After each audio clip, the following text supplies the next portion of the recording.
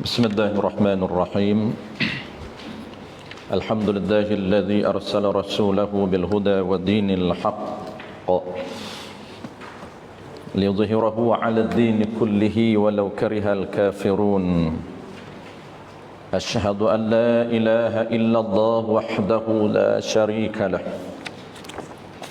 وأشهد أن محمدا عبده ورسوله صلوات الله وسلامه على هذا النبي الكريم وإمام المتقين وقائد الدعاة المجاهدين وعلى آله وأصحابه أجمعين.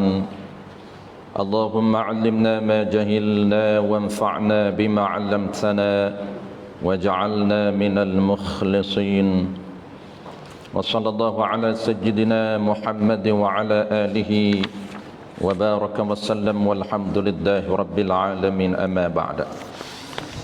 InsyaAllah tuan-puan, terlebih dahulu marilah sama-sama kita menyatakan setinggi-tinggi kesyukuran kehadrat Allah Subhanahu wa taala kerana dengan limpah kurniaannya sekali lagi kita diberi kesempatan dan peluang untuk sama-sama kita menyambung modul pengajian kitab kita ataupun risalah kita, iaitu risalah protokol ataupun perbuatan dalam sembahyang, protokol perbuatan dalam sembahyang.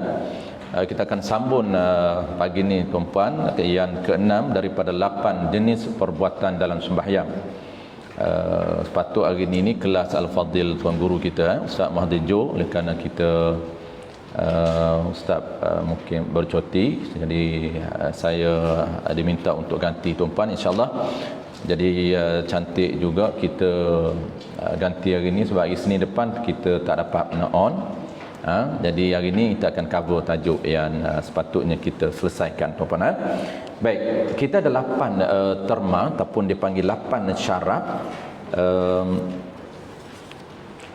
Pastikan 8 cara ini untuk pastikan pelaksanaan sujud kita itu menepati dengan tata cara syarak ataupun tata cara yang telah ditetapkan, yang telah diperuntukkan oleh syarak. Kita akan sambung 8 terma itu, sambung hari ini yang ke-6 daripada 8 terma dan syarat sujud, bukan rokok, sujud. Baik, yang ke-6 1 sampai 5 kita dah bincang semalam.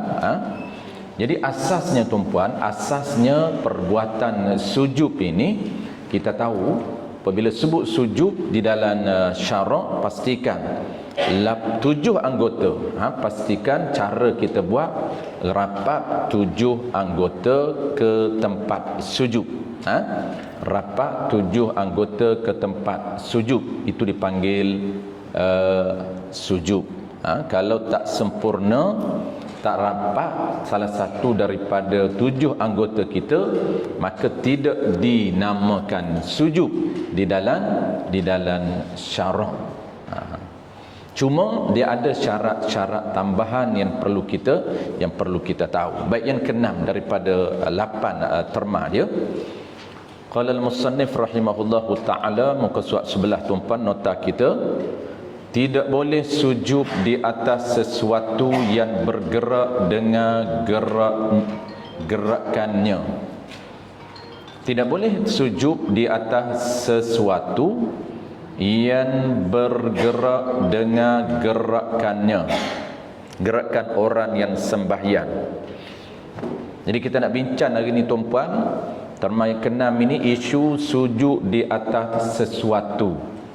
Sesuatu itu yang kalaulah bergeraknya orang yang sujud itu, maka sesuatu itu juga akan bergerak. Kalaulah sujud di atas benda yang ada perhubungan, ada kaitan, ada dipanggil sangkup ataupun pergerakan, hubungan pergerakan itu dengan orang yang sujud, maka dia timbul isu. Tapi kalau kita sujud di atas benda lain yang tidak ada kaitan dengan orang yang sujud, tidak ada kaitan dengan kita, sujud atas sajadah, ataupun sujud atas kain ridak yang dihampar, maka tidak menjadi isu. Itu tetap dinamakan sujud di atas tempat sujud. Sama ada tempat sujud itu dihampar sajadah ataupun dihampar kain lain, rida, atau tidak dihampar di atas kapet dan sebagainya, itu tidak menjadi isu, memang dinamakan sujud. Kenapa? Kerana sujud ini rapat 7 anggota ke tempat sujud. Sama ada tempat sujud itu dihampar benda ataupun tidak dihamparkan benda. Tetapi isu yang kita nak bincang tuan-puan, kita sujud di atas benda lain, dan benda ini ada perhubungan dengan orang yang sujud. Kalau bergerak saja orang sujud, maka bergerak benda itu. Maka timbul isu yang melibatkan tak sah sujud. Kenapa timbul tak sah sujud? Kerana syarat sah sujud yang telah ditetapkan oleh syarak, mesti sujud tempat sujud yang tidak ada perhubungan dengan orang yang sujud. Itu penetapan syarak. Kalaulah sujud atas benda yang ada kaitan dengan orang sujud, maka itu tidak dinamakan sujud di atas tempat sujud. Itu timbul isu. Baik. Seperti mana kata benda yang bergerak dengan geraknya, ataupun dipanggil gerak orang yang sujud.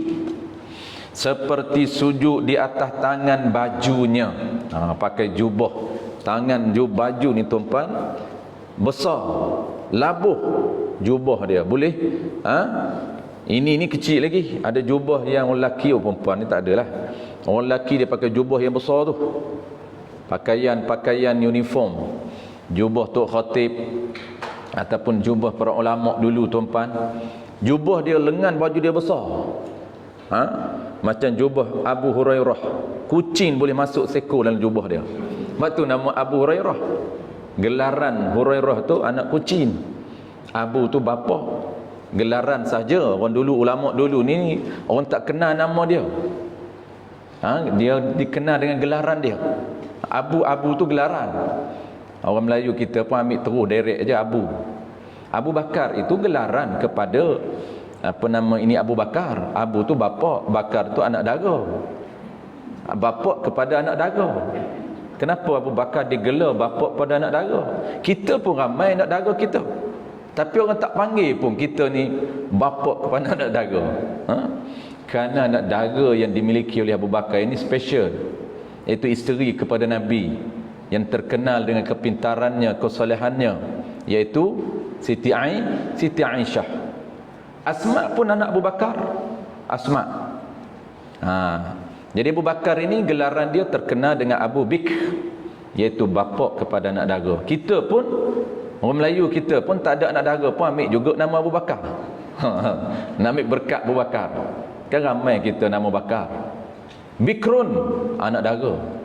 Ada yang tak ada Abu, Bakar saja. Kawan kita ramai nama Bakar. Bakar. Mana dara. Dia tak dara pun. Dara apa? Laki. Abu tak ada lah. Dia tak nama Abu. Dia kata Abu ni tak glamour. Tua sangat Abu ni. Bakar saja. Ramai orang muda kita nama Bakar. Makna Bakar tu Abu lah. Makna Bakar tu dara. Jadi gelaran. Abu Hurairah juga bukan nama sebenar dia. Itu gelaran dia. Kenapa dia dapat gelaran Abu Hurairah? Banyaklah. Salah satunya kerana kata para ulama, dia minat kepada kucing. Sehingga dia ke mana-mana pun dia bela kucing, dan dia sangat minat bawa kucing ke mana-mana. Terkadang kata para ulama, kucing dia duduk dalam poket dia, kucing dia duduk dalam jubah dia. Boleh masuk anak kucing dalam jubah dia kerana jubah besar. Apabila kita sujud, maka hamparan lengan baju kita yang besar ini terhampar. Tudun tempat sujud kita. Kita letak tangan dua-dua tu terhampar, dan kita pula sujud di atas baju ataupun di atas lengan baju, menyebabkan status sujud kita tidak sah. Kenapa tidak sah? Kerana syarat dia kembali balik kepada syarat ataupun terma dan syarat yang telah ditetapkan oleh fuqaha. Sujud tidak boleh sujud di atas benda lain yang bergeraknya benda itu, maka bergeraknya orang sujud. Kenapa? Kerana ada kaitan dengan orang sujud. Tapi kalau benda yang tidak ada kaitan dengan orang sujud, benda itu dihampar, maka tidak menjadi isu. Tetap dinamakan sujud, walaupun kita sujud atas sajadah. Sejadah. Sejadah tu Melayu panggil tu apa? Nama dia sebenar sajadah. Kalau nak nama asal dia sajadah. Orang Melayu ni dia ambil bahasa Arab, dia kena modified lah. Sejadah. Biasanya sajadah, payah nak sebut sajadah. Dia syadah tu. Jadi orang Melayu pun lembutkan sikit bahasa sejadah. Mayat. Orang Melayu kata mayat, orang Arab kata mayyit. Dia syadah. Mayyitun, bangkai manusia. Maka orang Melayu ni dia tak nak sebutlah terjemah bangkai manusia, maka dia panggil mayat. Nak pergi menguruh mayat, ataupun menguruh jenazah. Jenazah dengan mayat dia ada beza dia, penggunaan istilah. Mengusun jenazah, dia tak kata mengusun mayat. Sebab mayat itu merujuk kepada bangkai manusia. Kalau bangkai manusia itu diletakkan di atas pengusun, maka tidak lagi dipanggil mayat, tapi dipanggil jenazah. Tu. Sebab tu orang panggil usun jenazah. Dia tak panggil usun mayat. Tu penggunaan istilah saja. Nak bedal ke mana pun okey. Panggillah macam mana pun ustaz, asalkan tahu orang dah mati. Yang seterusnya isu dia tuan-tuan, seperti sujud di atas tangan baju atau sujud di atas ekor serban. Ekor serban dia panjang, dahlah panjang, dia ekor ini tebal pula, bukan ekor panjang bulat tu. Ekor dia tebal. Ekor dia tebal, jadi ekor dia sampai ke parah pinggang. Apabila dia sujud saja, maka ekor dia ni melayan ke depan. Maka dia sujudlah di atas ekor dia ini, ekor yang hampar ke depan. Maka kalau dia sujud, oleh kerana panjang sangat, dia akan terhampar ke depan, maka dia sujud di atas ekor serban, tidak sah. Kenapa? Kerana ekor serban itu ada pertalian ataupun kaitan, perhubungan dengan orang sujud. Kalau orang sujud bergerak, ekor serban itu bergerak. Kalau ekor serban yang panjang ni contoh saja, tak ada lah orang pakai panjang sangat. Orang biasa kita tengok ekor serban ni biasa setakat perah pinggang je tuan-tuan. Hak pakai serban tak betul. Bukan tak betul lilit ni. Tak betul dia punya kadar panjang pendek. Dia main hentam je, tak tahu kadar mana yang dapat pahala serban ni, kadar mana yang tak dapat pahala sunat ekor. Kita dah bahas semalam. Jadi etika pemakaian serban ini ada reward dua. Satu bayaran pahala pakai, satu bayaran pahala ekor. Maknanya pakai serban ada ekor, ada dua pahala. Tak nak pahala ekor, jangan buat ekor. Pendek macam saya ni ada juga pendek pun. Jadi kalau tak nak buat ekor, lipat dua, lipat naik atas, tak ada ekor. Kenapa tak buat ekor? Saya tak nak ekor. Tak nak pahala ekor, pahala dah banyak. Buat apa pahala ekor? Ada orang tak nak pakai serban ekor saja. Memang tak tu yang tak ada. Tak ada ekor saja. Kalau ekor saja boleh dah ustaz. Tak nak serban. Itu tak ada, nak kena tambah kat mana ekor dia. Jadi kalaulah dia pakai serban yang panjang berjela-jela, maka dia sujud yang paling panjang sekali itu, kalau geraknya dia tak akan bergeraknya ekor itu, panjang sangat dia lipat, maka itu tidak menjejaskan sujud dia. Okey, sujud sah walaupun ada kaitan ataupun ada hubungan dengan orang sujud, kerana tali ekor serban tu panjang sangat, melilit sampai di bawah tu. Kalau bergeraknya dia, maksud bergerak ni kalau gerak dia, rokok dia tak bergerak ekor serban, i'tidal dia tak bergerak ekor serban, sujud dia tak bergerak ekor serban, maka sah sujud di atas ekor yang tidak bergerak dengan geraknya orang yang sembahyang. Kenapa? Sebab dianggap benda itu, benda yang kita sujud itu tempat sujud. Tetap dianggap tempat sujud, macam kita hampar ridak, macam kita hampar sajadah. Tu dia punya kunci dia ataupun sebab dia kena tahu perbezaan kenapa tak sah dan kenapa sah. Dua contoh seperti turun sujud, seperti sujud di atas lengan baju dan sujud di atas ekor serban. Baik, kita tengok isu ataupun kes sujud di atas sesuatu. Kes sujud di atas sesuatu ni ada dua kes. Ini dia panggil perbincangan kes dalam fiqh ni tuan-puan. Dia fiqh ini oleh kerana kita perbincangan kita ataupun ilmu berkaitan dengan peraturan ataupun undang-undang syarak, maka dia akan banyak study case. Dia akan banyak, kita akan belajar dari segi disiplin ilmunya. Di akhirnya kita akan bincang study case. Sebelum bincang study case, disiplin ilmu kita kena tahu beberapa syarat. Kita kena tahu yang pertamanya makna, apa makna sujud. Yang kedua kita kena tahu syarat sah sujud. Yang ketiga barulah kita bincang case. Itu dia punya flow di dalam ilmu fiqh. Sebab itu ilmu fiqh tuan-puan, dia ilmu yang ada structure, ilmu yang ada struktur. Untuk menjawab isu mesti ada panduan jelas. Tak boleh apabila orang tanya hukum terus dia jawab spontan tanpa dia follow kepada struktur yang jelas. Orang tanya, contoh tuan-puan, dia bedal, dia hantam. Ini kesilapan besar di dalam ilmu syarak kerana dia tak follow dia punya flow. Dia tak tengok apa makna, dia tak tengok yang keduanya apa ini syaratnya. Yang ketiga barulah study case, apa barulah isu. Contoh orang tengok, orang tanya kita tuan-puan. Orang kata apabila ini isu biasa saja. Contoh, nak bagi tuan-puan nampak bagaimana cara nak refer kepada struktur ilmu ataupun dia punya flow ilmu. Apabila orang kata saya tengok kepada pondan, ini isu melihat. Dalam mazhab Syafi'i, melihat perempuan haram, melihat lelaki tak haram.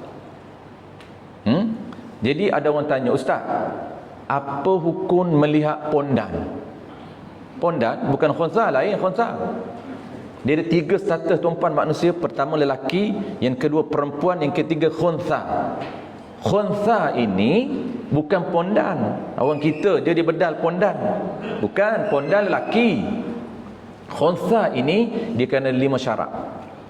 Khunsa ini apa dia? Sebab tu kalau nak hukum khunsa, dia kena tahu dia punya flow dia. Pertama kena tahu makna khunsa.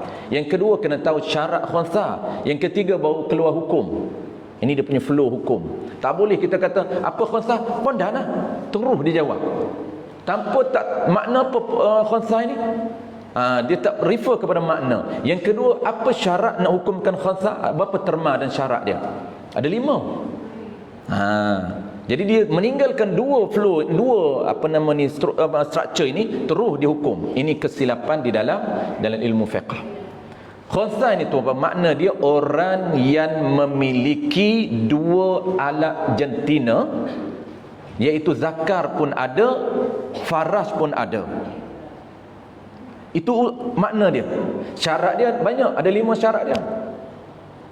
Bukan bermakna orang yang ada 2 alat ini terus dihukumkan khunsa. Tak, dia kena ada syarat dia.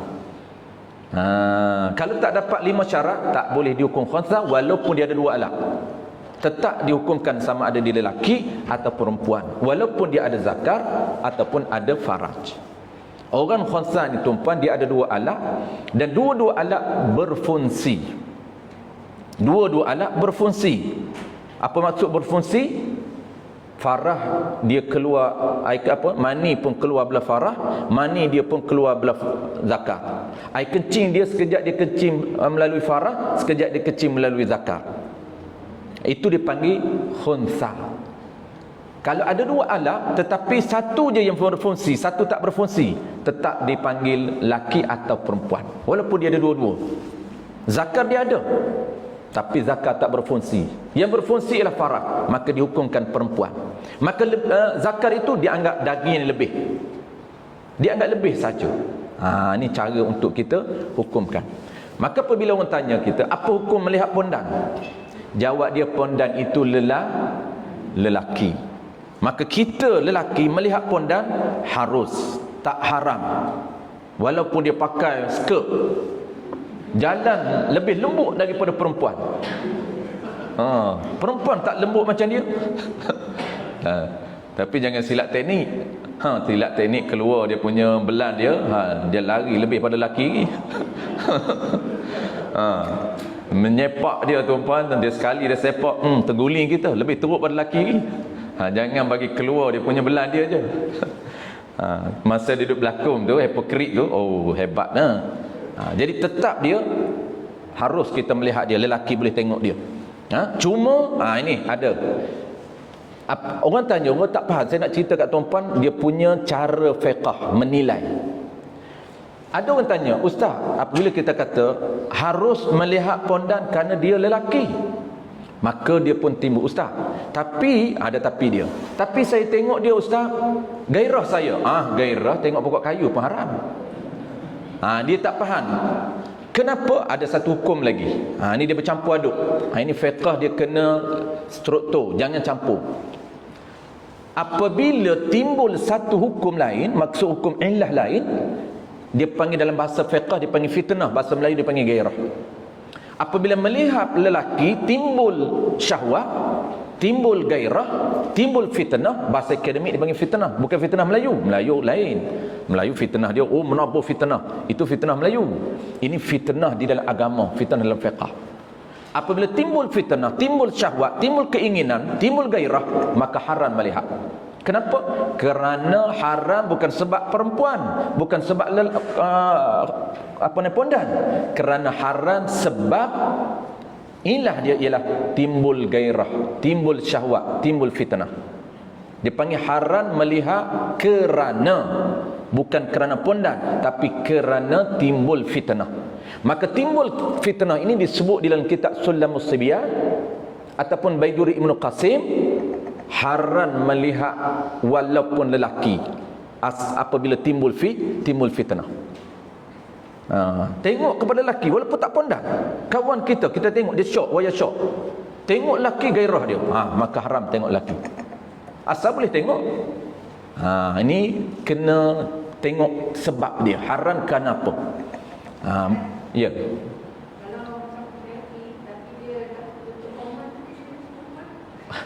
Lelaki tapi cucuk hormon perempuan, tetap dihukumkan lelaki sampai kiamat. Tetap kita tengok dia tu aurah, tetap tak haram. Cuma kalau timbul fitnah tu haram kerana timbul fitnah, bukan kerana dia haram tu lelaki, tak. Asal kita boleh tengok dia. Jadi nak cerita tuan-puan, jangan campur adukkan sebab. Kalau haram sebab fitnah, bukan saja lelaki, tapi tengok binatang pun haram. Disebut dalam kitab Sulamus Sibyan, tengok pokok kayu pun haram. Tengok lelaki timbul fitnah, timbul keinginan, timbul gairah, timbul syahwat, haram. Tengok binatang timbul fitnah, keinginan, gairah, haram. Lagi teruk syok dia, tengok pokok kayu pun timbul fitnah, timbul gairah, haram tengok pokok kayu. Ada juga orang teruk.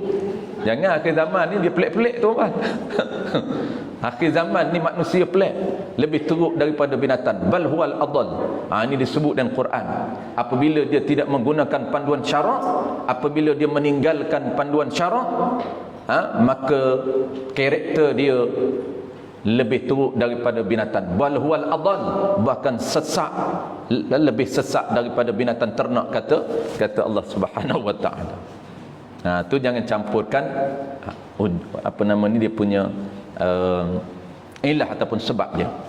Jadi perempuan ni, perempuan, lelaki dan perempuan, dia tidak boleh mengubah dia punya asal usul dia. Walaupun dicocok hormon, dah bertukar jadi perempuan, laki ni dah bertukar macam perempuan dah dia, kerana lebih hormon perempuan.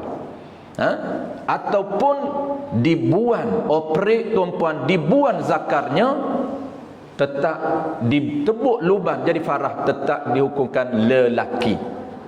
Bahkan kalau kita pegang dah buang dah zakar, ni dibincang dalam kitab fiqh, dibuang zakar tempat umbi dia tu, Kalau disentuh tempat itu tetap batal wudu. Kenapa? Kerana itu asalnya zakar. Umi dia walaupun zakar jadi buan, pokoknya dari teban buan, tinggal uminya sahaja, maka disentuh tempat uminya itu tetap batal wudu. Bincang di dalam kitab fiqh. Baik, kita teruskan tuan-tuan. Isu yang pertama, kes sekiranya bergerak seseorang menyebabkan bergerak sesuatu yang berhubung dengannya, dengan sesuatu, maka tiada sah sujudnya, sujud seseorang yang sembahyang. Mana contoh? Seperti sujud di atas ekor serban yang dipakainya. Mudah saja tuan-tuan. Dia ada dua isu sahaja. Isu yang pertama, dia ada dua isu. Mudah untuk nilai sama ada kita sujud atas benda ini sah ataupun tidak sujud kita. Isu yang pertama, sekira kita sujud atas benda itu menyebabkan bergeraknya benda. Orang panggil sujud di atas benda menyebabkan benda itu bergerak dengan geraknya kita, maka tetap tidak sah. Settle. Contoh dia dah bagi. Contoh sujud di atas ekor serban ataupun sujud di atas kain ridak. Yang kedua, jika seseorang sujud di atas sesuatu yang bergerak sekiranya dia berdiri dan tidak bergerak, jika dia dalam keadaan duduk juga tidak bergerak.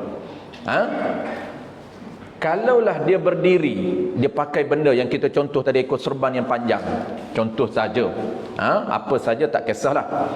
Kalau dia sujud di atas benda itu walaupun ada pertalian dengan dia bergerak, contoh bergerak, dia i'tidal, dia rokok, dia sujud, tidak bergerak benda yang ada berhubung dengan dia, maka tetap tidak menjejaskan sujud dia, tetap dinamakan sujud walaupun dia sujud atas ekor serban yang panjang itu. Settle. Mudah saja tuan-tuan, itu kesimpulan dia. Seperti contoh dia, seseorang yang sujud pada hujung kain ridaknya yang panjang. Ni kain ridak yang panjang tuan-tuan. Biasanya orang pakai ridak ni kalau panjang, ini pendek. Ini kalau kita sujud macam ni tuan-tuan, bahaya. Batu kain ridak dia pakai, kalau ladang solat pun dia pakai juga, itu bahaya sekiranya dia tak perasan. Apabila dia sujud, maka kain ridak akan terhampar, menyebabkan dia sujud di atas kain ridak. Sedangkan kain ini bergeraknya, maka bergeraknya kain itu tidak sah. Dipanggil apa? Dipanggil sujud di atas benda yang berhubung dengan orang yang sujud, dan hubungan itu dia boleh bergeraknya dengan geraknya dia. Baik, settle. Ini contoh seorang yang sujud pada hujung kain ridak yang panjang. Kain ridak dia panjang, berjela-jela di bawah. Tadi kita kata ekor serban. Baik, itu contoh sahaja.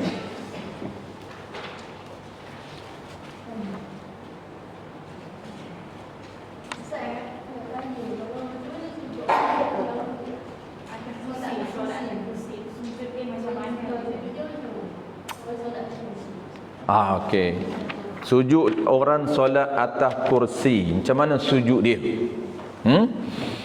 Jadi ini tuan-tuan, sujud ini dia ini yang benar sujud.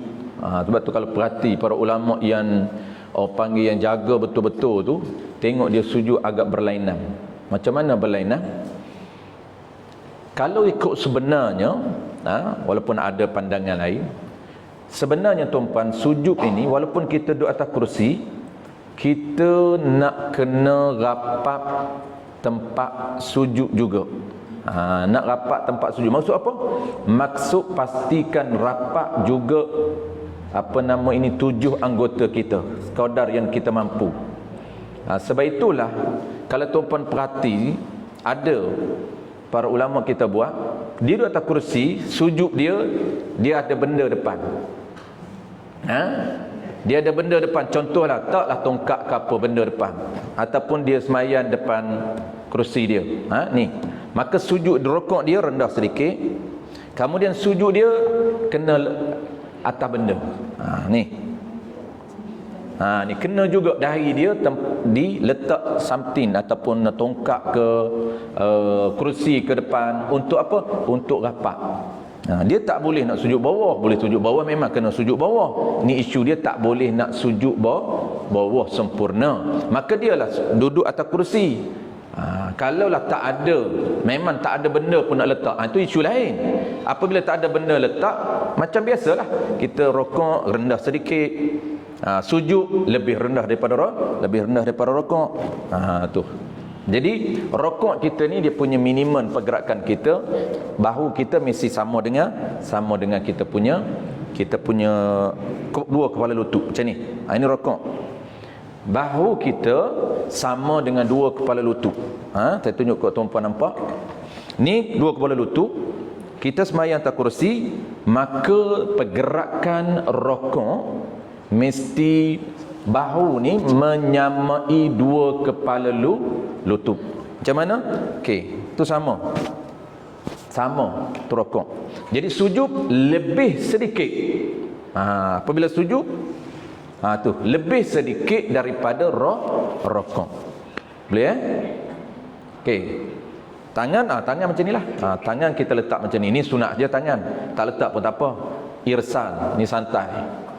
Tapi inilah sunat. Walaupun kita sembahyang atas kerusi, sunat juga dua tangan ini diletakkan di atas dua kepala lutut kita. Samakan paras ni. Jari kita ni sunat sama. Baik. Rukuk, Allahu Akbar. Dia punya bahu ni, tunduk kita musawa. Maksudnya anggaran kita ataupun agak-agak kita sama. Ni sama. Allahu Akbar. Subhana rabbiyal azim wa bihamdi. Sami'allahu liman hamidah. Rabbana walakal hamd. Sujud lebih sedikit bahu ke depan. Ni. Bahu ke depan lebih, itu sujud. Jangan sama tak sah. Rukuk,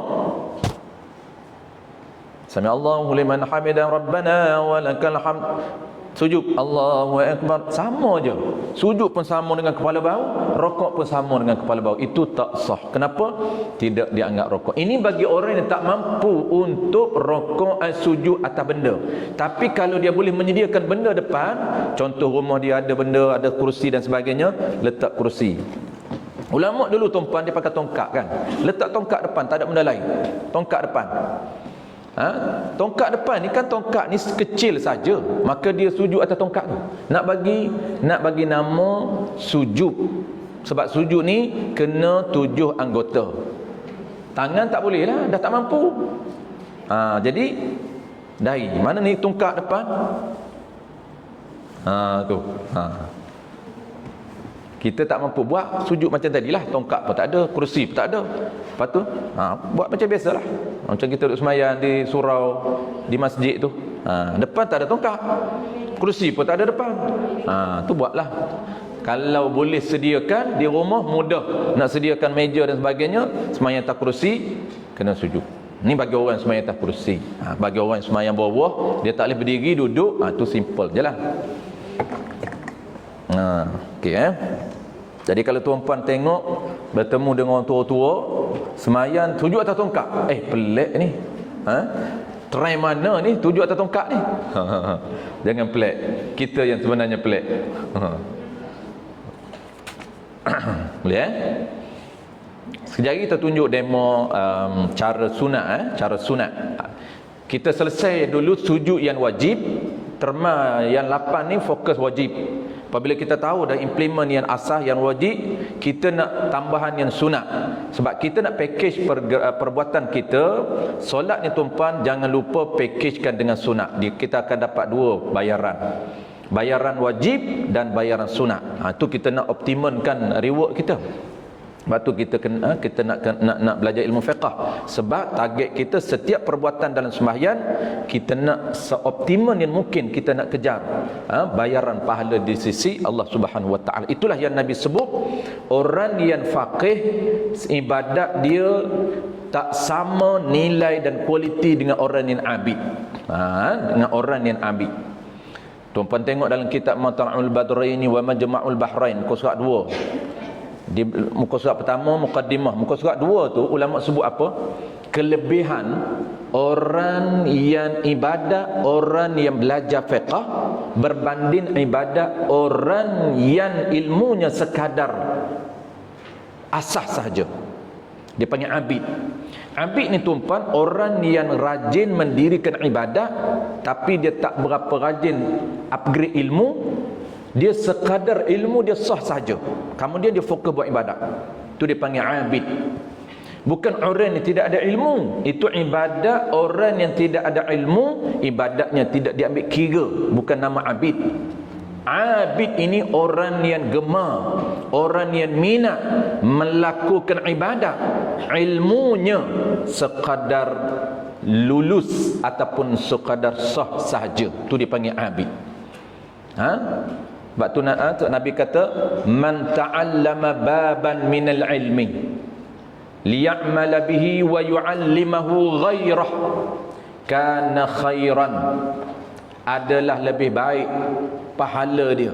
Man ta'allama baban minal ilmi, Nabi menyatakan sesiapa yang menghabiskan masa dia untuk belajar sebahagian, bukan semua, sebahagian bab daripada syarak, sebahagian bab daripada solat. Banyak ilmu solat yang kita belum belajar lagi. Kita belajar sebahagian daripada ilmu solat. Tetapi ingat Nabi kata liya'mala bihi wa yu'allimahu ghairah. Niat dia semata-mata kerana Allah Ta'ala, untuk beramal dengan ilmu yang kita dapat. Wa yu'allimahu ghairah, dan untuk mengajar orang lain. Apabila kita ada ilmu, kita perbetulkan ibadat kita dan kita sebarkan ilmu kepada orang lain, sharing kepada orang lain. Kana khairan lahu, adalah lebih baik, kata Nabi, lebih besar pahalanya berbanding dengan orang yang melakukan 500 kali rakaat. Tu 500 kali rakaat, 500 rakaat yang dirakaatkan akannya. Khamsatun mi'ata raka'atin. Dalam riwayat lain dia kata 1000 rakaat. Sembahyang apa sampai 500? Ulama mentafsirkan hadis ini sembahyang sunat mutlak. Ada orang yang sebahagiannya dia tidak menutup ilmu, mendalami ilmu berkaitan dengan sistem syarak ataupun berkaitan dengan sembahyang, tapi dia rajin sembahyang sehingga 500 rakaat dia solat, iaitu kata para ulama solat sunat mutlak, beribu pun boleh asalkan dia rajin. Kerana solat sunat mutlak tidak ada bilangan rakaat yang dia panggil maksimum. Buatlah berapa ribu pun, kerana Allah peruntukkan satu-satunya sembahyang yang tidak diperuntukkan bilangan paling banyak rakaat ialah sunat mutlak. Sembahyang lain semua ada peruntukan rakaat, tak boleh lebih. Lebih tak sah. Main zuhur tak boleh lebih daripada 4. Siapa lebih sembahyang 5 tak sah. Tak boleh buat rajin lebih. Tetapi sembahyang sunat mutlak boleh, sampai 1000 pun tak apa. Maka Nabi kata orang yang seorang yang menghabiskan masa dia untuk mendalami ilmu syarak, dan seorang laginya ialah menghabiskan masa dia untuk apa? Untuk mendirikan sembahyang sehingga 500 rakaat. Maka Nabi kata kana khairan lahu, adalah lebih baik orang yang mendalami ilmu agama berbanding dengan orang yang mendirikan 500 rakaat. Kenapa ulama sebut? Kerana value, nilai pahala dan nilai orang yang ada ilmu, solatnya tak sama. Solat orang yang ada ilmu tak sama dengan solat orang yang sekadar ilmunya asas sahaja, sekadar untuk buat yang wajib, yang sunat dia tak tahu. Pakej sunat ni dia tak tahu pun. Yang dia kira yang wajib itulah yang dia kejar. Nak bagi lepas saja, nak bagi tanggungjawab dia dengan Allah Ta'ala selesai. Itu dia panggil orang yang abid. Kita ni kejarlah orang yang faqih kerana nilai dia tinggi. Ada dua nilai. Pertama, nilai mencari ilmu, dapat pahala besar. Yang kedua, nilai mendirikan ibadat. Dengan ilmu itu ada value pada ibadat itu, ada nilai tambah pada ibadat itu yang tidak ada pada ibadat orang yang abid. Apa kita nak fikirkan tuan-puan? Ketika sujud, asasnya 8 kita follow dan patuh. 8 itu asas, kerana dia wajib. Tambahannya kita akan sebut dan kita akan demo tuan-puan. Ketika kita sujud, apa pergerakan dan perbuatan sunat yang kita buat. Sebenarnya kita dah buat dah benda tu, cuma kita tak tahu itu sunat. Sujud macam tu, kedudukan tangannya, kedudukan dua pahanya, kedudukan dua kaki di belakangnya, position terbaik itu sebenarnya kita tak tahu. Itu position sunat, bukan wajib. Tapi kalau tak tahu sunat, tak akan dapat bayaran sunat. Tu baik. Kita habiskan dulu. Yang ketujuh tuan-puan, qala al-musannif rahimahullahu taala. Sebelum yang ketujuh, dia ada isu di atas tu. Isu tersebut ada dua pendapat ulama.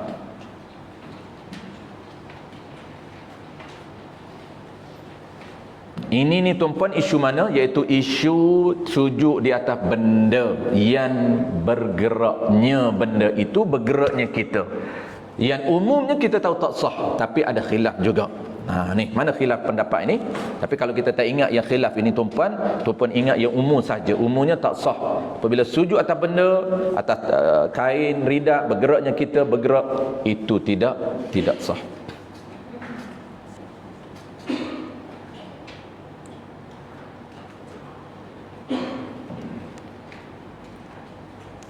Baik sekejap. Ini isu tersebut ada dua pendapat ulama. Isu yang kedua, yang ada khilaf ni, yang kedua mana? Jika seorang sujud di atas sesuatu yang bergerak, sekiranya dia berdiri, dan tidak bergerak jika dia dalam duduk tidak bergerak. Isu ni bukan isu atas. Isu pertama tuan-puan, kita rumus balik. Isu pertama, kalau kita sujud atas benda yang bergeraknya kita, itu tidak ada khilaf, tak sah. Tetap tak sah sujud kita, kerana kita sujud atas ekor serban yang bergeraknya kita, bergeraknya ekor serban. Sujud atas lengan baju, sujud di atas kain telekom, kerana kain telekom itu bergeraknya kita, bergeraknya kain telekom, maka tidak sah. Itu tetap. Yang menjadi khilaf ni yang kedua ni. Yang kedua apa? Yang kedua, kalaulah benda yang berhubung dengan kita tu panjang, kalaulah kita sujud tidak bergerak pun benda tu, ekor serban panjang sangat, tidak bergerak pun benda tu, umumnya kita tahu sah. Tapi sebenarnya ada khilaf. Yang ni ada khilaf. Tapi tak ingat umum pun okey dah. Apa dia? Isu tersebut ada dua pendapat ulama. Pendapat pertama, menurut Ibn Hajar sah sujud dia. Ni pendapat ni kita ambil, iaitu Ibn Hajar mengatakan sah sujud atas benda yang walaupun berhubung dengan kita, oleh kerana tak bergeraknya benda tu kita sujud, boleh. Ibn Hajar kata sah. Pendapat kedua, menurut Imam Ramli, sujudnya adalah tidak sah. Tapi Imam Ramli ni dia pendapat yang lemah. Pendapat lemah. Imam Ramli kata asalkan berhubung je dengan kita, bergerak tak bergerak sama saja. Imam Ramli kata tak sah juga. Itu Imam Ramli. Tapi tuan-puan mudah nak ingat khilaf. Kalau bab khilaf ni ambil yang umum lah. Umumnya kalau tak bergeraknya benda tu, oleh kerana panjang sangat, sahlah sujud. Tu Ibn Hajar yang muktamad. Baik, saya tahu tuan-puan. Yang ketujuh, qala al-musannif rahimahullah subhanahu wa ta'ala. Yang ketujuh, mesti keadaan punggungnya lebih tinggi daripada kepalanya. Sujud ni kedudukan dia mesti punggung dia, mesti punggung lebih tinggi daripada kepala. Kalau kepala lebih tinggi daripada punggung, ataupun sama sujud punggung dengan kepala, maka tidak sah. Sujud macam mana yang sama tinggi ni ataupun kepala lebih tinggi ni? Sujud atas tangga, ataupun sujud atas punggung orang di Masjidil Haram. Semayang bedal ikut dam je.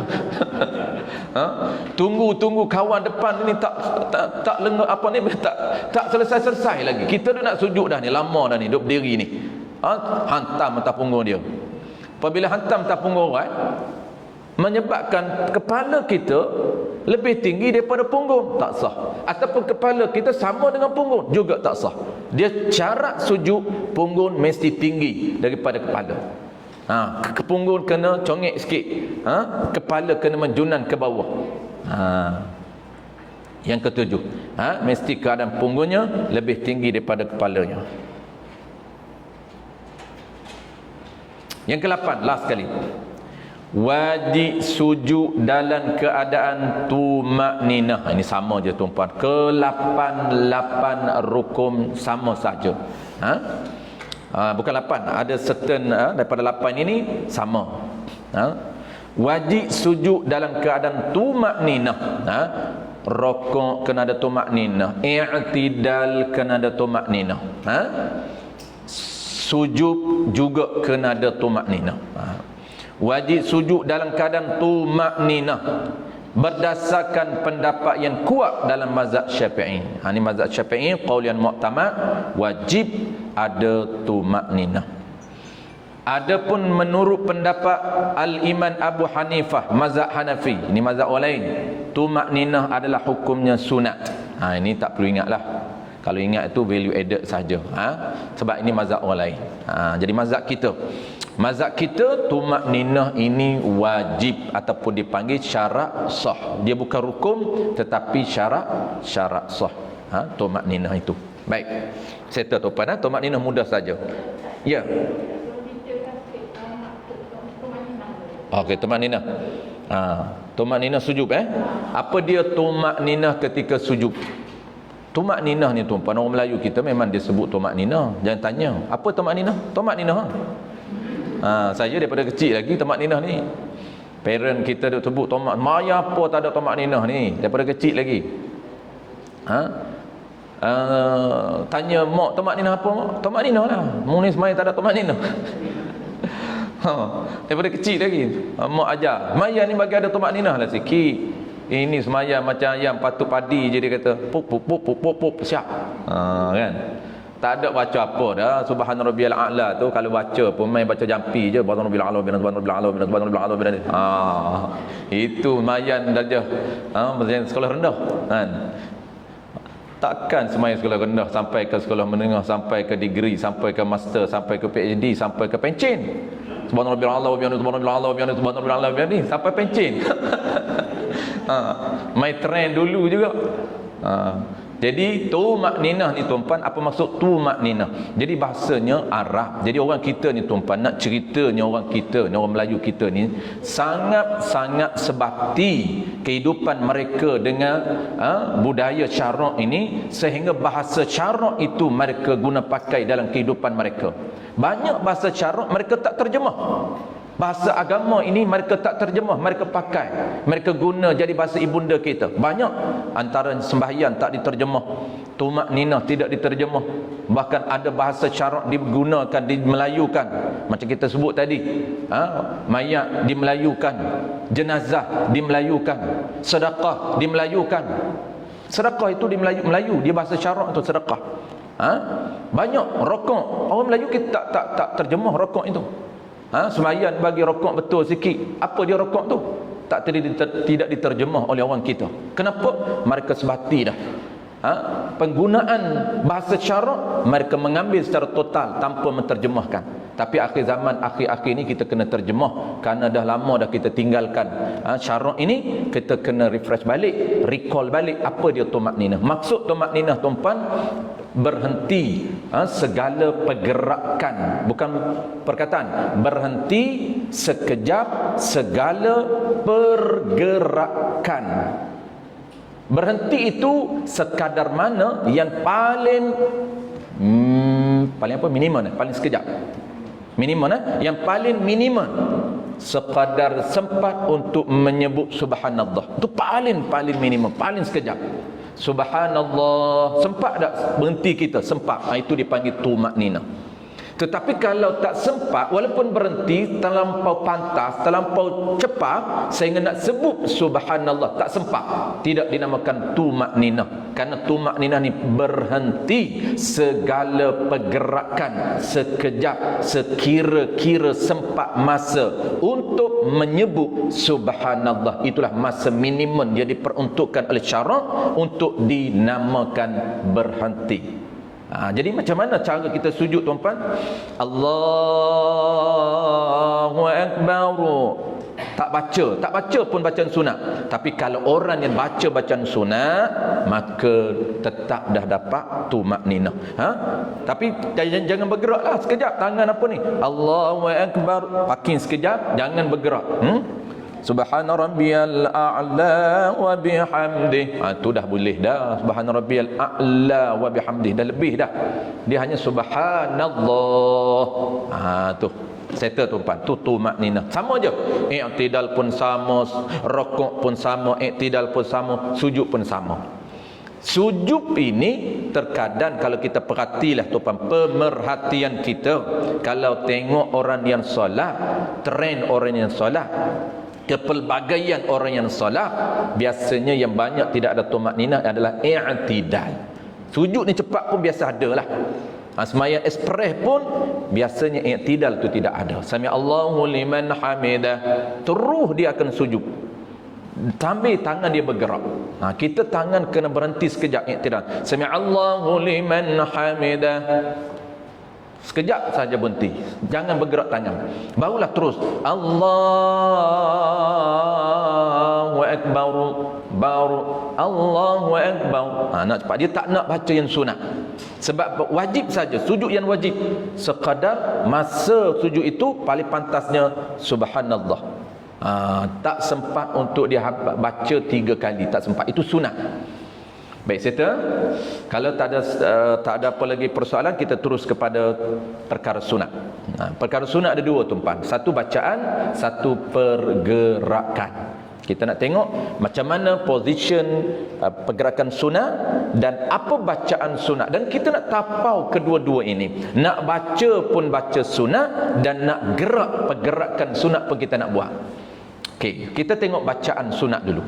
Dalam sujud kita, apa bacaan sunat yang ditawarkan oleh Allah Subhanahu Wa Taala, offer daripada Allah Taala. 5.3 bacaan sunat ketika sujud. Sunat dibaca bacaan tasbih ketika sujud. Bilangan sunat dibaca tasbih adalah sama dengan bacaan ketika rukuk. Boleh dilihat dalam tajuk sebelum ini. Baik. Bacaan tasbih, tuan-tuan, apa tasbih yang popular yang kita duk baca? Subhana rabbiyal a'la wa bihamdih. Itu bacaan tasbih ketika sujud. Subhana rabbiyal a'la wa bihamdih. Ada 2 tu. Pertamanya subhana rabbiyal a'la, di belakang itu wa bihamdih, puji. Pertamanya menyebut subhana, mensucikan Allah Taala, ini dalam ilmu akidah. Yang keduanya wa bihamdih, kita memuji. Ada pujian kepada Allah di sini, dan ada dia panggil penagungan Allah Taala. Kita angkat Allah Taala, verified and defined. Kita angkat setinggi-tinggi Allah Taala, puji, melambun Allah Taala. Lambun tinggi, angkat tinggi. Ini dia angkat kawan je. Allah Taala ni tak angkat. Sedangkan orang yang layak nak dipuji, nak diangkat, nak disanjung, nak dipuja ialah Allah Taala. Subhanal a'la, maha suci Allah Ta'ala daripada segala ciri-ciri kelemahan. A'la, powernya, kekuasaannya, setinggi-tinggi kekuasaan yang dimiliki oleh Allah Ta'ala. Itu dipanggil subhana rabbiyal a'la. Subhana rabbiya, maha suci Tuhan A'la, yang mempunyai kekuasaan yang paling tinggi. Tidak ada daulah yang tinggi mengatasi daulah yang ada pada Allah. Daulah, tuan-puan, Allah ni dia memiliki daulah. Daulah ni apa, tuan-puan? Kekuasaan. Raja ni, kenapa tuan-puan, kita ada satu istilah. Raja ni, apabila protokol menyembah dia, dia akan kita laungkan, daulat tuanku, sebelum ampun tuanku, beribu-ribu kali ampun, harap batik harap ampun. Saya betul lupa dah skrip dia. Harap apa? Lupa dah skrip tuan-puan. Jangan duduk mengadap raja. Jangan, tak pernah mengadap raja. Kalau jarang tu boleh juga ingat jugalah mengadap raja. Ni tak pernah mengadap raja lagi, duk apa skrip saja. Tuan-puan ingat tak kenapa timbulnya isu daulat tuanku? Masuk saja negeri, contohlah Kelantan, dia akan buat pintu gerbang daulat tuanku. Masuk je negeri dia, masuk Terengganu tuan-puan, pintu gerbang Terengganu memisahkan Jertih dengan Kelantan tu, dia akan pintu gerbang dia akan buat daulat tuanku. Kenapa daulat tuanku? Kalau Allah Ta'ala tuan-puan ni dia ambil, raja ni dia ada pengaruh Islamik dia punya. Kalau dia ambil daripada mana? Dia ambil daripada Allahu Akbar. Kita ni, Allah Ta'ala ni dia memiliki daulah. Sebab tu dia panggil Allahu Akbar. Maksud daulat tuanku ini ialah tuanku mempunyai kekuasaan di dalam wilayah ataupun jajan takluk dia. Masuk saja border dia, ingat daulat tuanku. Mula kita langkah seinci saja border negeri Selangor Darul Ihsan, maka kita berada dalam jajahan takluk Sultan Sharifuddin. Tu di mana saja asalkan berada di bumi Selangor ini, kita berada dalam daulah, dalam kekuasaan jajahan ini, jajahan takluk Sultan Sharifuddin Idris Shah Al-Haj. Begitu juga Allah Ta'ala. Ni konsep je sama. Jadi konsep kerajaan ini dipengaruhi oleh konsep daulah, ketuhanan. Jadi Tuhan ni tuan-puan, dia mempunyai daulah, mempunyai kekuasaan setinggi-tinggi. Tidak ada mana-mana makhluk nak menandingi daulah yang dimiliki oleh Allah. Karena segala makhluk ini dia yang mencipta. Segala alam ini ada lima alam, semuanya dimiliki oleh Allah Ta'ala. Tu dia panggil Subhana Rabbiyal A'la wa bihamdi. A'la itu setinggi-tinggi daulah dan kekuasaan dia dimiliki oleh Allah Subhanahu wa Ta'ala. Kenapa nak kena sebut juga? Supaya benda yang sunat kita buat tu bukan saja kita dapat pahala sunat, tapi kita ada connection dengan Allah, feel apabila kita tahu makna. Tu sekadar info tambahan saja makna tu tuan-puan, supaya kita duk sebut Subhana Rabbiyal A'la wa bihamdi. Apa tak tahulah, skrip ni duk baca lama dah tapi tak menyusut di hati. Kenapa tak menyusut? Tak tahu apa. Tak tahu apa dia. Macam cakap tak faham lah. Jadi tak mendarat di hati, tak sentuh emosi. Kenapa? Kerana dia tak faham bahasa dia. Sebab tu bercakap kena guna bahasa ibunda. Sebab tu saya tak cakap bahasa saya. Kalau saya cakap Kelantan, tuan-puan, memang terangah lah, jenuh mengaji lah. Kena cakap bahasa tuan-puan. Begitu juga kita dengan Allah Ta'ala. Cakap bahasa Allah Ta'ala ni, bercakap bahasa Quran ni, kena faham juga. Walaupun tak faham pun dapat pahala. Cuma nak upgrade sedikit supaya dia panggil ada perhubungan kita dengan Allah Ta'ala ini. Ketika subhana tu, bagi kita rasa kita ni tidak ada apa-apa. Rendahnya kita, hinanya kita, lemahnya kita. Kenapa? Yang tingginya kekuasaan Allah Ta'ala ketika sujud. Sujud itu kemuncak kepada ibadat kita dengan Allah. Tu settle tu panah tu Subhana Rabbiyal A'la wa bihamdi. Gitu juga Allahu Akbar. Allahu Akbar ni maha besar, ni besar kekuasaan dia, daulah dia besar. Baik, yang pertama tuan-tuan, Subhana Rabbiyal A'la wa bihamdih ni berapa yang sunat kita nak sebut? Ingat tuan-tuan, dia ada 3 kategori. Ada 3 standard di sini. Tuan-tuan pilih mana-mana standard yang tuan-tuan rasa mampu buat. Ada 3 standard. Standard yang pertama sunat, standard yang kedua afdal, standard yang ketiga paling afdal. 3 standard. Bilangan ini tuan-tuan mengikut 3 standard. Tuan-tuan boleh pilih berapa bilangan. Untuk berada pada standard pertama, bilangan pertama iaitu 1 bacaan pertama tu subhana rabbiyal a'la wa bihamdi, satu atau dua dapat pahala sunat. Tak tiga pun tak apa. Tiga tu standard kedua. Kita duk buat tiga tu tuan-tuan, standard yang kedua. Cuma kita tak berapa perasan. Dia aku bedah tiga ni sunat ke apa? Sunat, tapi standard tak tahu. Dia ada tiga standard. Standard pertama sunat. Nak dapat sunat semata-mata sunat sekali pun dapat, ataupun dua pun dapat. Subhana rabbiyal a'la wa bihamdi, Allahu akbar. Rabbi ighfirli warhamni wajburni warfa'ni warzuqni wahdini wa'afini wa'fu anni. Allahu akbar. Subhana rabbiyal a'la wa bihamdi, Allahu akbar. Dapat pahala sunat walaupun kita sebut sekali. Baik, standard yang kedua. Standard yang kedua ni nama dia ialah tuan-puan afdal. Standard afdal. Afdal ni apa dia? Markah rekod catatan, markah bonus. Dah ada bonus dah afdal. Afdal ni aktsaru thawaban, akmalu thawaban. Terlebih banyak rekod catatan pahala yang di-offer, yang disediakan oleh Allah Ta'ala. Tu dia panggil afdal. Ni pun sama juga orang Melayu sebut afdal. Ustaz pula afdal jadi imam, Tuan Haji lah afdal jadi imam. Apa dia afdal? Tak tahulah, afdal lah. Orang kita kan dia dah biasa dengan bahasa syarak. Afdal, al-fadil. Al-fadil yang lebih. Afdal tu lebih juga. Afdal yang lebih. Lebih apa? Lebih nisbah bonus Allah beri. Pahala sunat tu tambahan dah. Sunat ni bukan wajib. Sunat, kalau semata-mata sunat, ada pahala sunat. Tapi pahala sunat tu ada offer lagi, iaitu offer tambahan sunat. Maka offer tambahan sunat inilah yang dipanggil dalam bahasa akademiknya afdal akmal. Dua. Nama afdal dan akmal. Akmal ni apa? Akmal ni perfect. Bonus dapat full. Tapi dia ada satu lagi standard tinggi tuan-tuan. Dia biasa je dua standard, tapi ada terkadang Allah offer sampai tiga standard. Baik, kita sebelum tiga, standard yang kedua dulu. Bilangan berapa nak dapat standard dua ni, ataupun standard lebih ni? Iaitu bermula angka tiga.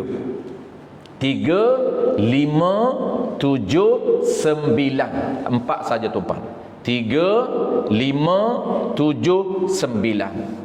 4 ni dapat pahala afdal. Tapi pahala afdal itu pula dia ikut bilangan kita. 3 pahala afdal, lagi afdal 5, lagi afdal 7, lagi afdal 9. Takat 9 saja standard kedua. Standard ketiga pun pula baru dia ada full mark. Dia ada markah penuh. Itu standard ketiga. Baik, contoh tuan-puan, kita nak ambil yang mampu buatnya, biasa kita buat 3 kali. Dapat afdal 3 je lah.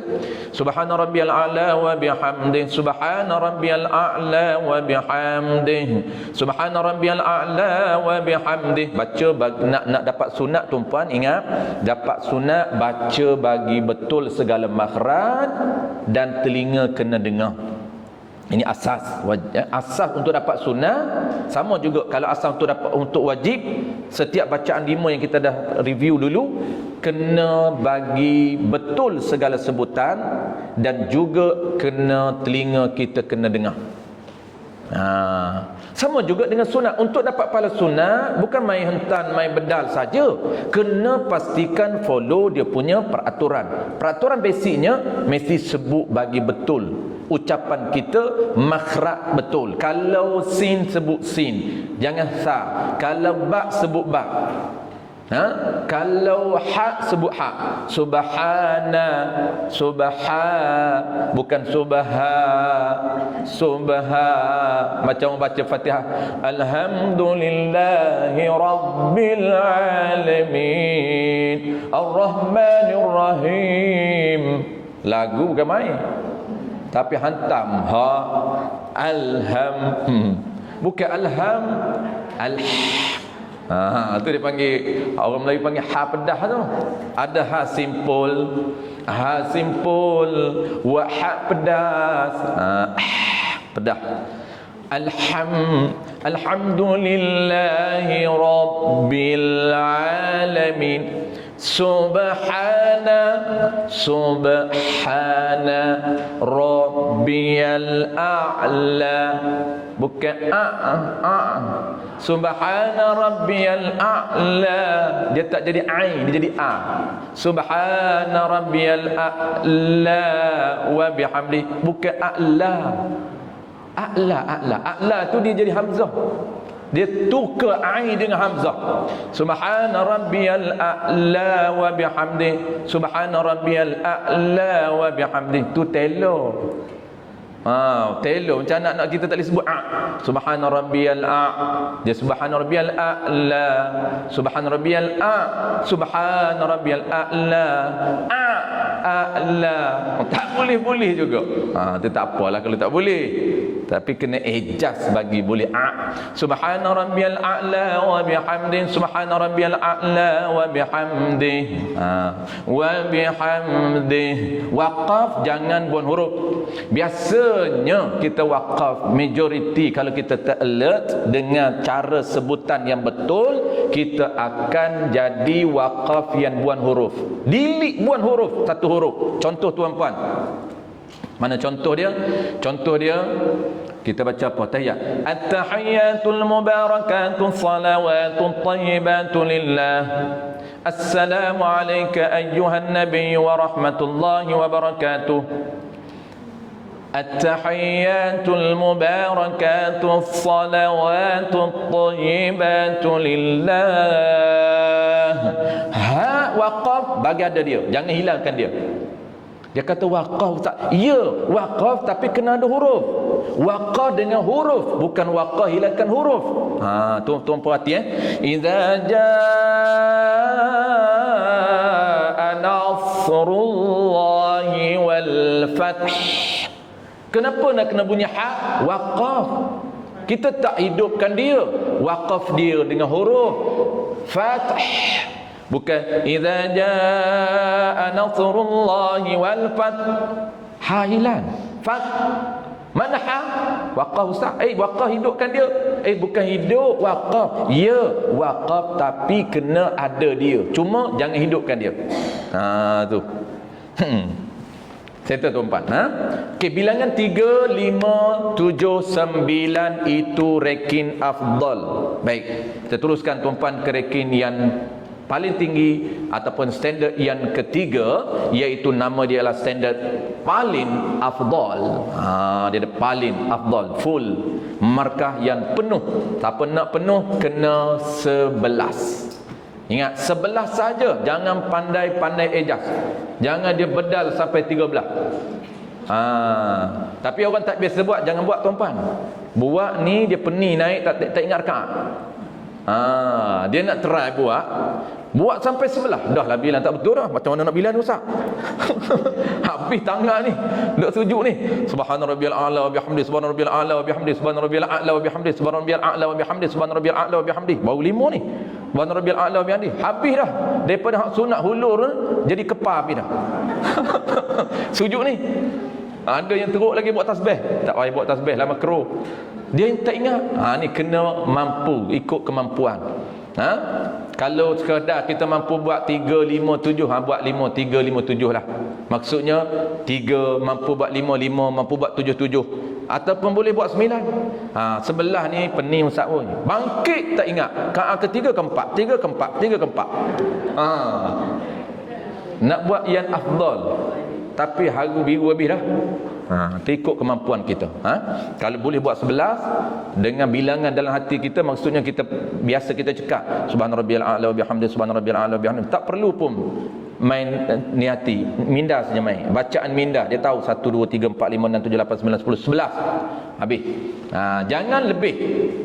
Tak sunat 12, tak sunat 13. Hanya peruntukan tertinggi 11. Walaupun benda ni benda baik. Kadang-kadang orang fikir dengan akal dia, Ustaz, subhana rabbiyal a'la ni tasbih, takkan salah kita bedah sampai 10 pun?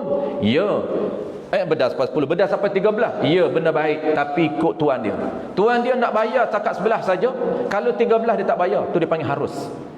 Dia panggil harus. Kalau buat 13 tuan-puan, dia kembali harus balik.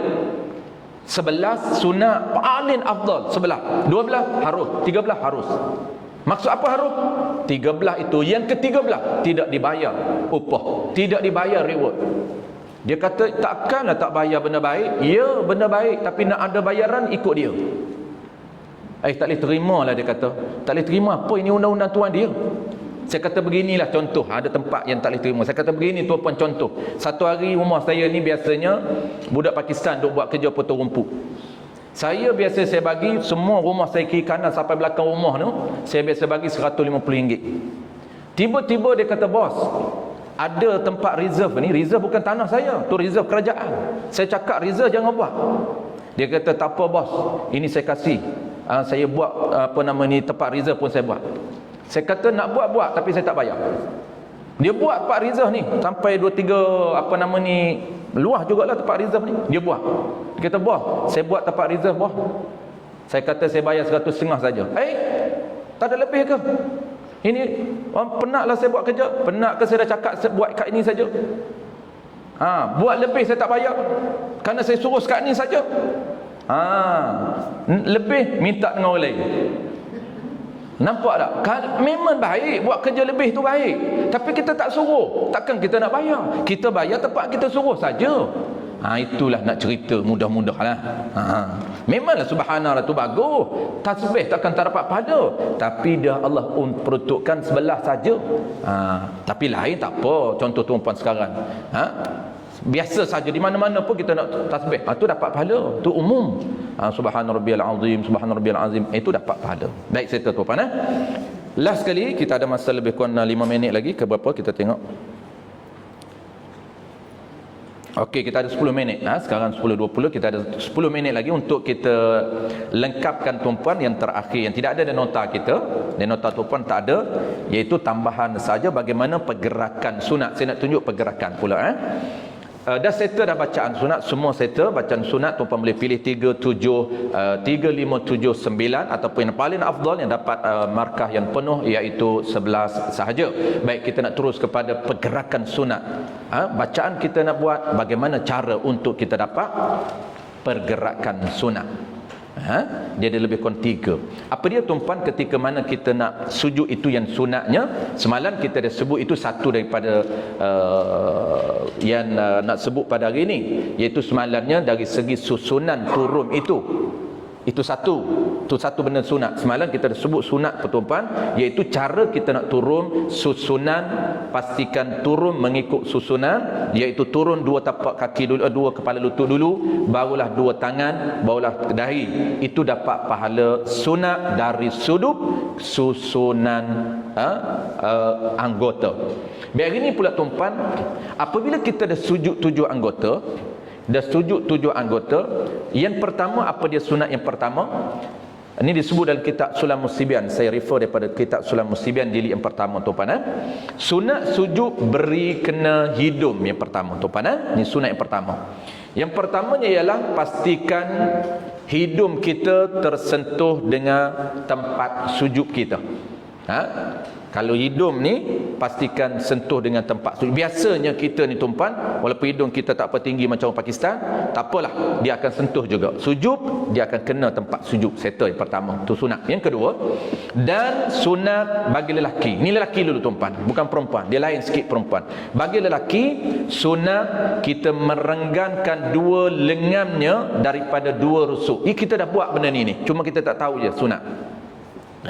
Sunat kita merenggangkan 2. Ni lelaki dulu. Perempuan dia sunat masuk. Lelaki dia sunat buka. Masuk merenggang ni buka sedikit, jangan kuat sangat. Buka sedikit 2 tangan dia daripada rusuk dia. Jangan kita sujud dalam keadaan 2 tangan kita ini kita rapatkan ke 2 rusuk kita. Itu makruh kalau lelaki buat seperti itu. Kerana itu khusus untuk perempuan saja. Jadi perempuan dia kena rapat macam tu. Perempuan dia rapat sedikit, tapi bagi lelaki dia kena buka. Cuma buka ini sederhana saja, jangan kuat sangat ganggu orang lain.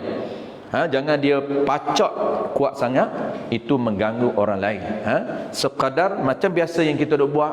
Biasanya kita duk buat itu dah cantik, Cuma kita nak tahu itu sebenarnya bukaan ataupun position yang sunat dapat pahala sunat. Kalau kita masuk itu makruh. Itu satu. Jadi saya akan tunjuk.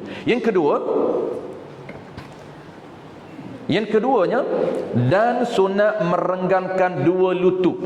Dua lutut belakang tuan. Kita duduk ni, dua lutut kita ni. Kita jangan rapatkan dua lutut. Jangan kepik macam perempuan. Kena buka sedikit. Biasanya kita jangan dua lutut kita jangan rapatkan. Jangan bersentuh dua lutut dengan lutut. Jangan bersentuh. Pertama buka tangan, yang kedua dua lutut buka. Macam mana nak buka dua lutut? Yang ketiga ni. Yang ketiga teknik ni dia akan buka dua lutut. Dan yang ketiga merenggang dua kaki. Baik. Tiga ni tuan-puan, kalau kita mudah saja untuk buat tiga set sunat ni, dengan mudahnya ialah kaki kita renggangkan sekadar sejengkal. Kaki kita sunat buka sekadar sejengkal, jangan luas sangat, sengkal saja. Sebab itu kedudukan position kita qiyam tuan-puan, qiyam ni berdiri ni, berapa bukaan untuk kita buka kiri dan kanan. Jangan terlampau luas kangkang, jangan terlampau sempit macam perempuan. Buka sejengkal sunat. Tu sejengkal, sekadar anggaran kita sejengkal buka bidah kita. Sebab tu sejadah, kata orang perempuan cantik dia orang buat sejadah ni sebenarnya dah diambil kira dengan protokol kedudukan, position dia. Ni sejadah ni satu, dua. Ni buka ni sejengkal.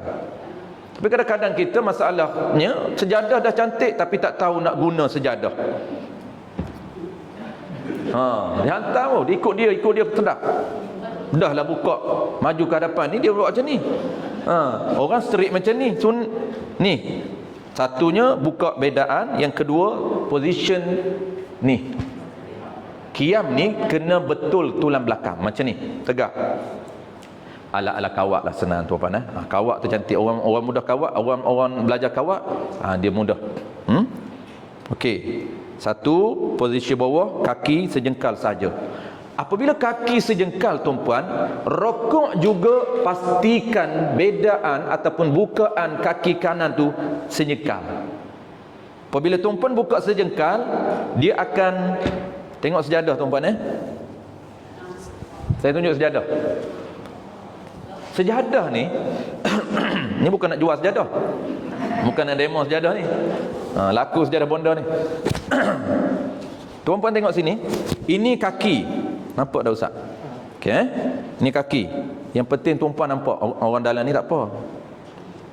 Okey, ini kaki sejengkal. Dan ingat ni, ini kepala lutut. Kepala lutut. Apabila kaki cantik, beda dia, bukaan dia, maka kepala lutut dia tak akan jadi mengepik. Kalau kepala lutut dia kepik, kaki dia buka macam tu tuan-tuan, payah. Sebab tu cantiknya, kalau kaki cantik, kepala lutut akan cantik, tak lagi. Kepala lutut dua kat sini dan dahi dia kat sini. Ini dahi dia, tangan dia sini tuan-tuan. Ni tangan, ni tangan. Ya. Dia kalau pakai apa nama skrin, nampak tuan-tuan. Lain kali seminar pakai skrin, pakai laptop. Okey, boleh Okey, kita tunjuk. Dia sujud tak boleh sebenarnya tuan-tuan. Sujud main-main ni tak boleh, tapi sujud ni kita mengedemo. Sujud mengajar boleh lah. Tapi kalau sujud nak saja main-main, haram. Kerana sujud dalam ibadat saja tak boleh. Sebab tu setengah ulama dia tak nak tunjuk walaupun sujud ni. Tapi kita tengok. Okey, pertama sini saya buat macam ni tuan-puan, nampak kalau saja macam ni tak nampak sujud kan? Tangan menghadap kiblat. Ni kiblat. Okey. Makruh membelakangkan kiblat. Ni sujud kiblat. Okey, jadi kedudukan dia tuan-puan, ingat sunat ada tiga. Tiga benda yang kita nak jaga. Kalau campurkan semua empat lah dengan hidung. Satu hidung sentuh, yang kedua tangan. Tangan ini buka. Tangan walaupun kita pacak cantik, kiri kanan buka dah macam tu, tapi kita jangan kepik. Dia mesti buka sedikit saja ni, tulang rusuk, tangan buka. Okey, satu. Hidung satu, tangan dua, buka sikit saja, jangan buka lebih. Setengah orang tu dia tak tahu tuan teknik, dia pacak macam tu. Ni mengganggu orang ni. Tapi sekarang ni sembahyang jauh, tak ganggulah. Walaupun tak ganggu, tak sunat dia pacak macam tu, macam backhoe tu. Okey, yang ketiga kedudukan dia punya dua kepala lutut. Dua kepala lutut centerkan. Maksud center, jangan masukkan. Dua kepala lutut ni kita center. Center kami ikut kaki. Ketiga, jangan masukkan, jangan kepik macam tu. Jangan kepik. Last sekali keempat. Yang keempatnya ialah kaki. Ni last sekali, ada empat semua.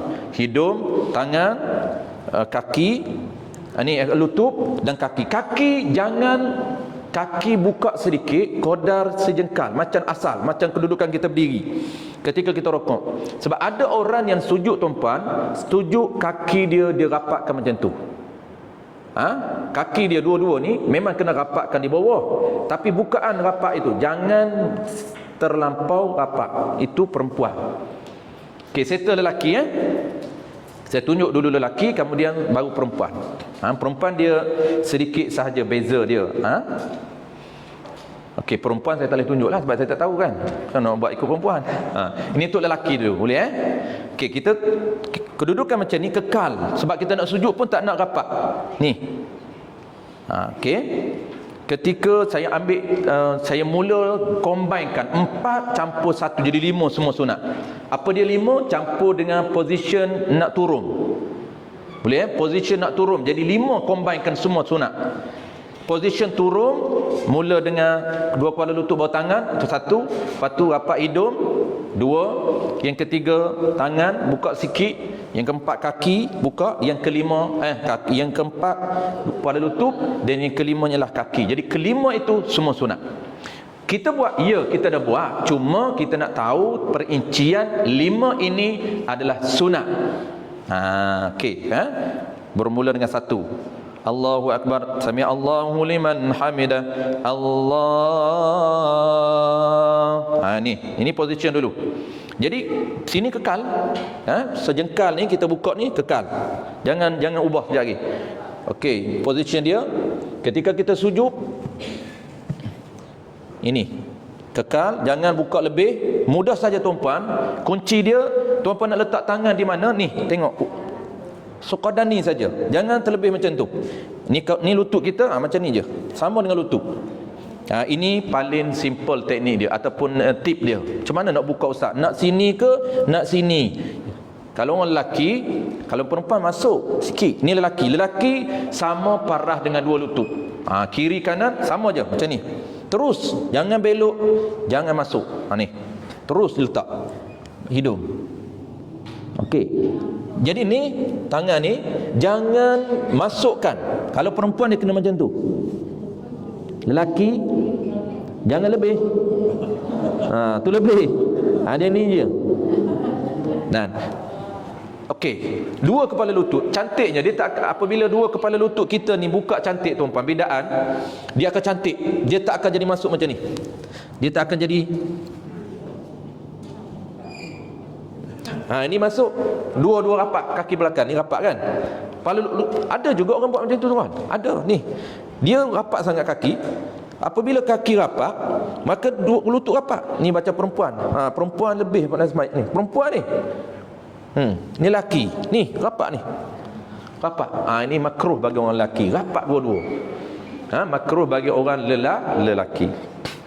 Baik perempuan pula settle tuan-tuan. Lelaki dah settle.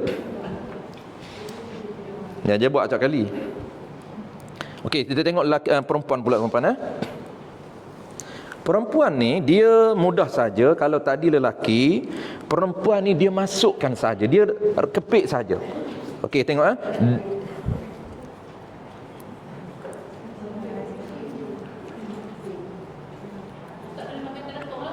Ya.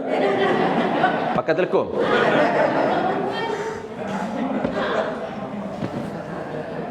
Tak, perempuan mana saya boleh demo. Okey. Nak tunjuk satu lagi tuan-puan.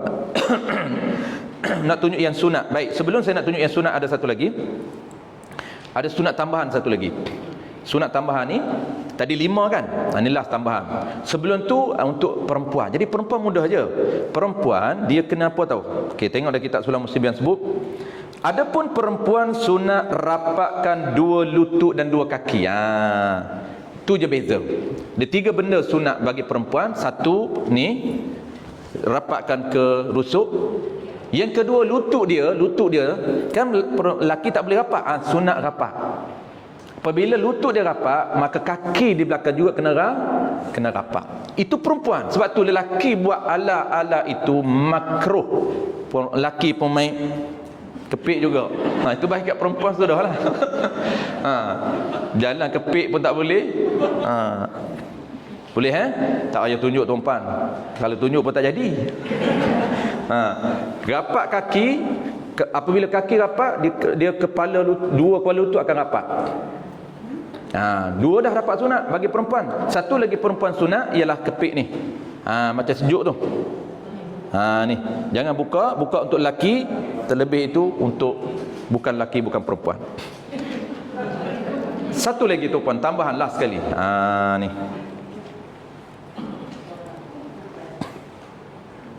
Dan sunat bagi lelaki dan perempuan. Ini sunat tambahan last. Sunat bagi lelaki dan perempuan menghulurkan segala kepala anak jari ke kiblah. Ni sunat tambahan.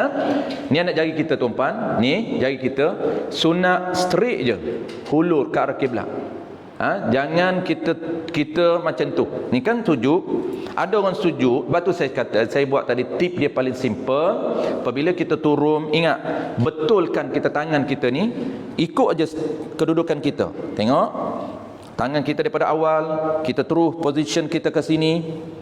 Kalau perempuan masuk sikit, lelaki ke sini, maka kita hulur macam tu, sunat. Jangan keluar, jangan kiri, jangan kanan. Dan jangan teknik cakar harimau. Ni, cakar harimau macam tu. Jangan. Itu untuk teknik lain je. Jangan macam tu, kena hulur ke depan. Hulur ke depan tu sunat. Sebab dalam kitab Mughnil Muhtaj dan disebut dalam kitab Baijuri Ibn Qasim, kenapa pastikan seluruh anggota, semua anggota kita dalam solat pastikan hadap ke arah kiblat. Itu hak mereka. Hak segala organ kita ataupun segala anggota kita menghadapkan ke arah kiblat. Ni semua. Jangan macam tu. Jangan keluarkan. Boleh ni. Dan renggankan. Jangan rapat. Jangan rapat. Renggankan sedikit. Kalau tuan masih ingat, kita, saya tak pasti, saya lupa. Waktu kita review 5 bacaan sunnah, kalau mungkin saya sebut tepatnya tempat lain, ada beberapa sunat ketika takbiratul ihram. Ada tambahan sunat. Sunat ketika takbiratul ihram, konsep dia hampir sama. Takbiratul ihram tuan-puan, dia sunat mengangkat tangan. Dan teknik saya, kalau tak saya dah ajar, teknik mengangkat tangan ketika takbiratul ihram. Macam mana teknik dia? Nak angkat macam mana? Dan yang kedua, matching pula dengan takbiratul ihram. Boleh? Cuma saya nak cerita sama konsep dia apa? Ketika takbiratul ihram, tambahan sunatnya ialah, angkat tu sunat dah, tambahan sunat ialah buka sedikit, jangan rapat. Waktu takbir tu jangan rapat macam tu, renggankan sedikit. Satu. Yang kedua, ada lagi, ni yang payah sikit. Yang kedua, condongkan sedikit. Condong sedikit sahaja ni, ujung jari atas, condongkan sedikit ke arah kiblat.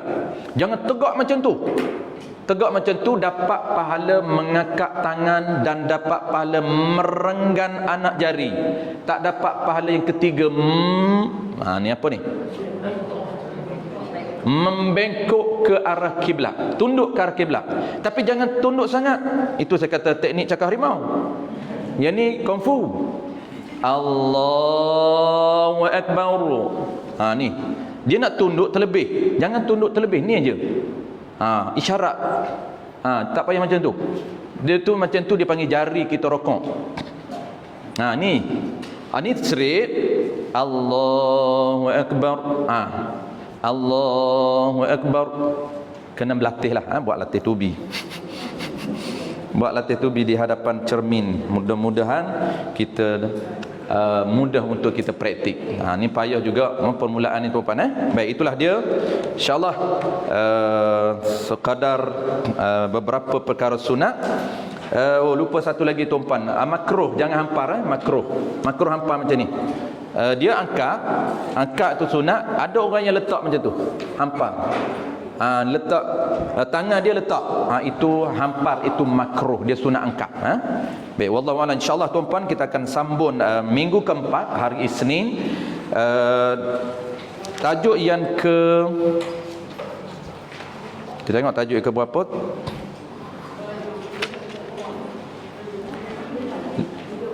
Duduk antara dua sujud, 6.0 insya-Allah tuan-puan. 6.0 tajuk baru, iaitu duduk antara dua sujud. Kita akan bincang minggu yang keempat. Kita akan lengkapkan, sempat saya rasa kita nak khatam satu risalah ini hari ataupun minggu keempat. Minggu ketiga saya dah sebut semalam kita cuti.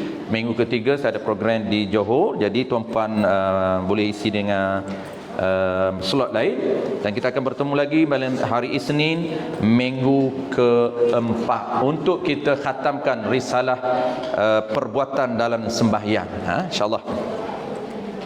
Dan kalau ada sebarang soalan tuan-puan, boleh tuan-puan tanya minggu keempat, boleh tulis awal untuk tanya minggu keempat. Minggu ni kita dah tak sempat masa, kita dah ambil 10 minit lebih ambil masa tuan-puan. Mudah-mudahan Allah berikan kekuatan kepada kita untuk beramal dengan ilmu yang kita dapat, dan mudah-mudahan Allah berikan kepada kita nilai ilmu, nilai pahala yang berkualiti untuk kita jadikan aset kita di akhirat kelak. Bismillahirrahmanirrahim. Alhamdulillahirabbil alamin. Wassalatu wassalamu ala asyrafil anbiya'i wal mursalin wa ala alihi wa ashabihi ajma'in. Allahumma فقهنا في الدين وعلمنا تأويل واجعلنا من العلماء العامدين واجعلنا من المخلصين. اللهم ربنا آتنا في الدنيا حسنة وفي الآخرة حسنة وقنا عذاب النار. وصلى الله على سيدنا محمد وعلى آله وبارك وسلم. والحمد لله رب العالمين. Sama-sama.